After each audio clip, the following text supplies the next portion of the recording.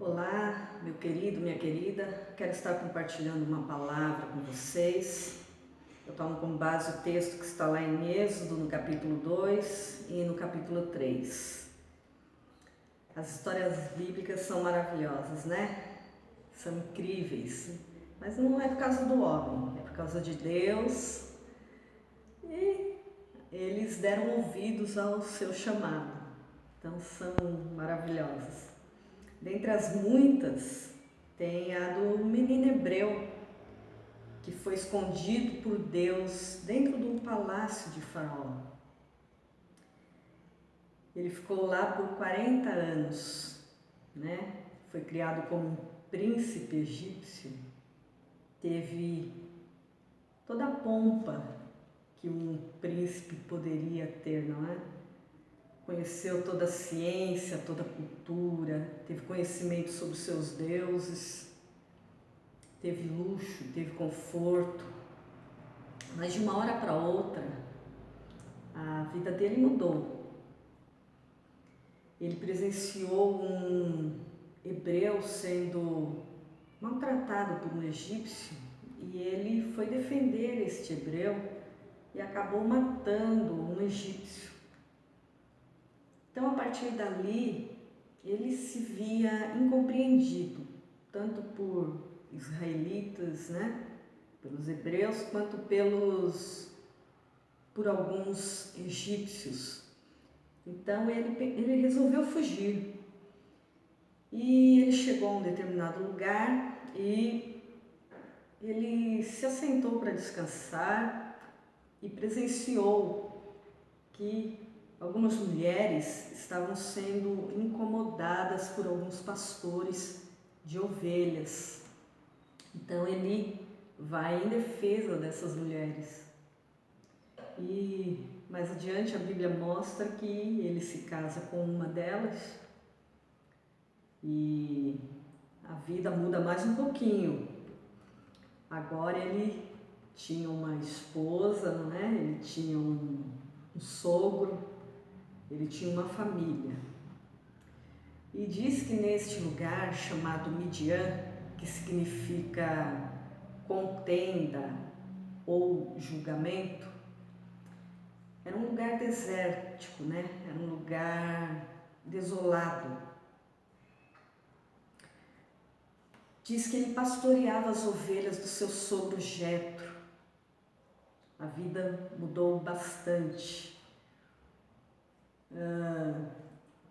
Mas fica evidente duas coisas na vida de Moisés já nesse período: que ele era um libertador e que ele apacentava, ele dirigia, ele conduzia ovelhas. Estava nele. O menino que cresceu como um príncipe começava a manifestar algo nele, não é? Agora ele não era mais um menino, ele era um homem. Mas a vida mudou bastante. Aos olhos humanos, isso é uma completa desgraça, essa realidade que ele estava agora. Por algumas teologias da nossa época,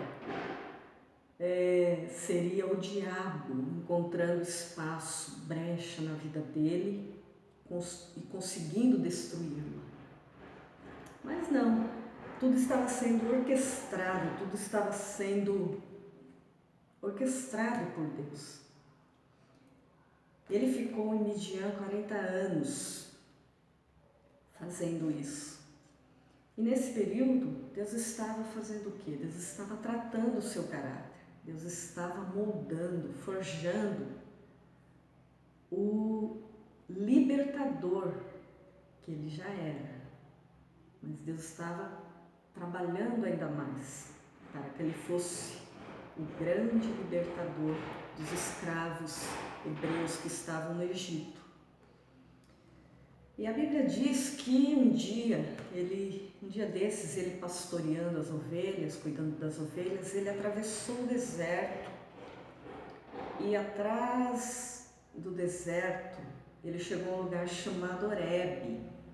E neste lugar ele presenciou uma cena que chamou a sua atenção. Ele viu uma sarça em chamas, porém ela não se consumiu. Então ele pensou, eu vou chegar mais perto e ver o que está acontecendo. E quando ele fez menção de se aproximar, diz a Bíblia que do meio da chama uma voz bradou: Moisés, Moisés. Aquela voz o conhecia muito bem, o chamou pelo nome. Ele não conhecia quem era o dono daquela voz, mas diz que aquela voz lhe deu uma direção. Não te chegues para cá, e tira a sandália dos teus pés, porque o lugar que tu estás é terra santa. Então, aquele Deus que se apresentava a ele agora, deixava uma coisa clara: tira os teus sapatos. Os sapatos aqui representam o que é produzido pelo homem, os caminhos do homem, os caminhos do seu coração. Deus estava mostrando para ele que naquela presença gloriosa, aquela presença de glória, aquela presença santa, os caminhos do homem não têm participação. Os caminhos do homem não teriam participação naquilo que Deus ia fazer através dele. Deus ia fazer através dele. Não seriam os seus sapatos, os seus caminhos, as suas ideias, os seus conhecimentos, a sua direção do coração, a sua vontade. Seria tudo produzido por Deus. E Deus também deixa uma coisa clara: aquele lugar era santo. Todo lugar que Deus está é santo. Se Deus está em você, você é santo. Mas você pode pensar, o que essa história tem a ver comigo? Tem muito. Muitos de nós já estivemos em um patamar acima em muitas áreas. E houve uma queda. E quem sabe nós pensamos que foi porta que abrimos para o inimigo, brechas, espaço. Mas não. Aqueles que são de Deus, o maligno não lhe toca. Nós pertencemos ao Senhor e Ele trabalha na nossa vida, no nosso caráter, nas nossas emoções. E uma coisa também que Deus traz ao meu coração, trazendo para os nossos dias, o fogo, na Bíblia muitas vezes representa o Espírito Santo. Deus está, em outras palavras, dizendo: aquilo que é produzido pelo homem não tem parte com o meu Espírito. Aquilo que é produzido na mente do homem, na vontade do homem, aquilo que é a vontade da carne, não vai andar junto com o meu Espírito. Aquilo que é produzido pela vontade do homem, pelos caminhos do homem, pelas ideias do homem, não vai andar junto para cumprir o propósito, o chamado de Deus. Não vai andar junto para libertar aqueles que estão escravos.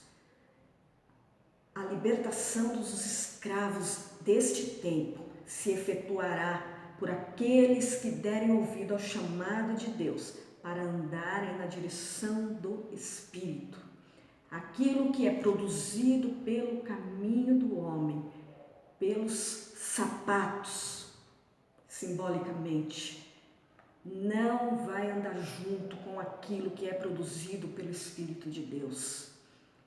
Aqueles que são guiados pelo Espírito de Deus, estes cumprirão o propósito para o qual Deus trabalhou no seu caráter, nas suas emoções, e estes conseguirão libertar aos escravos dessa época, deste tempo.